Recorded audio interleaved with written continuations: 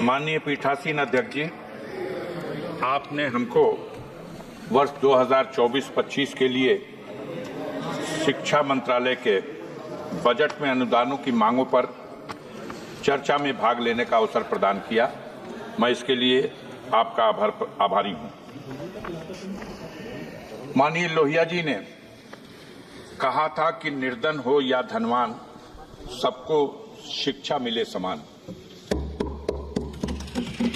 आज ये दुख का विषय है कि शिक्षा विभाग ने अनुदानों के लिए जो अपने बजट में प्राविधान किया है, उसमें यह अफसोसनाक स्थिति है कि SC, ST और OBC के लिए जहां बजट में वृद्धि करने की आवश्यकता थी, वहां उनके लिए निर्धारित बजट में भारी कटौती की गई है। और इसी क्रम में डॉक्टर भीमराव अंबेडकर साहब एक सेकेंड अभय कुमार, इसका बजट जो पहले से ही बहुत कम था, इससे पहले मात्र 40 करोड़ रुपया। इससे पहले भी माननीय स्पीकर जी साहब ने बताया है कि जब सदस्य बात करते हैं एक हाथ जेब में ना रखें। बहरहाल इस बार ये 40 करोड़ का भी जो बजट था, इसे घटा करके अब 30 करोड़ कर दिया गया। एक मानसिकता का पता चलता है। ये भी देखने की बात है कि इस बजट में अल्पसंख्यकों की शिक्षा के लिए उसमें भी पहले की तुलना में भारी कटौती की गई, जबकि उसमें व्यापक वृद्धि की आवश्यकता थी। बजट में SC, ST, OBC को जो मुफ्त कोचिंग के माध्यम से उनको शिक्षा के लिए सहूलियत प्रदान करने का जो बजट था, वो भी पहले से बहुत कम था। लेकिन अफसोस की बात है कि जो था 47 करोड़ रुपया, उसे भी घटा करके अब मात्र 35 करोड़ रुपया कर दिया गया। इस प्रकार अगर देखा जाए तो टॉप क्लास की एजुकेशन के क्षेत्र में भी SC, ST के लिए जो पहले 111 करोड़ रुपए का बजट में प्राविधान था, अब उसमें भी बड़ी कटौती कर दी गई है।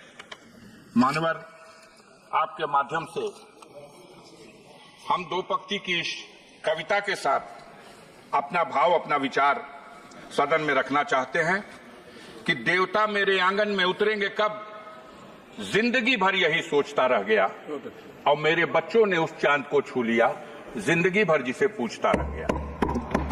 आज जब दुनिया शिक्षा के माध्यम से, टेक्नोलॉजी के माध्यम से, साइंस के माध्यम से अपनी उन्नति के शिखर पर पहुंच रही है, तब हमारे देश में शिक्षा में खास तौर से जो कमजोर वर्ग है, SC, ST है, OBC है, माइनॉरिटी के लोग हैं, इनके शिक्षा के प्रति जागरूक करने और बढ़ावा देने के उद्देश्य से बजट में बढ़ाकर प्राविधान किया जाना था, जिसमें बड़े पैमाने पर कटौती की गई। ये इस सरकार की दूषित मानसिकता का एक प्रमाण है। वैसे भी हमारे देश में विडंबना का विषय यह है कि दोहरी शिक्षा नीति लागू है। एक तरफ वो शिक्षा जो सरकारी स्कूलों के माध्यम से गांव में रहने वाले गरीबों के लिए उपलब्ध है, जहां आज भी हाथ में कटोरा और पीठ पर बोरा गरीब किसान का बच्चा स्कूलों में जाता है तो क से कबूतर, ख से खरहा और ग से गधा पढ़ाया जाता है। और दूसरी तरफ modern school, private school, Montessori school, इन स्कूलों में जो अंग्रेजी माध्यम से और आधुनिक ढंग से जो शिक्षा दी जाती है, दोनों रास्तों से जो शिक्षा प्राप्त करके बच्चे हमारे ऊपर जाते हैं, तो जब किसी पद के कंपटीशन में दोनों को हिस्सा लेना होता है, तो जो क से कबूतर, ख से खरा, ग से गधा पढ़ के गया है और जो क से कंप्यूटर पढ़ के गया है, वहां जब मुकाबला होता है तो जरूर जो आधुनिक शिक्षा से लैस उस विद्यालयों से पढ़ के आने वाले छात्र हैं, वो कामयाब होते हैं। और सरकार की तरफ से जो अपने देश की जनता के लिए, गरीबों के लिए, मजदूरों के लिए, गांव में रहने वाले लोगों के लिए जो शिक्षा का प्रबंध है, उस शिक्षा को ग्रहण करके जो लोग ऊपर पहुंचते हैं तो उनकी बुनियाद कमजोर हो जाती है। देखने की बात है, देखने की बात है कि ऐसी स्थिति में सबसे जरूरी था कि हम दोहरी शिक्षा नीति को कैसे समाप्त करें, कैसे संतुलन बनाएं। जो प्राइवेट स्कूलों की शिक्षा है वो इतनी महंगी है कि एक गरीब आदमी तो अफोर्ड कर ही नहीं सकता, एक मध्यम वर्ग का आदमी भी।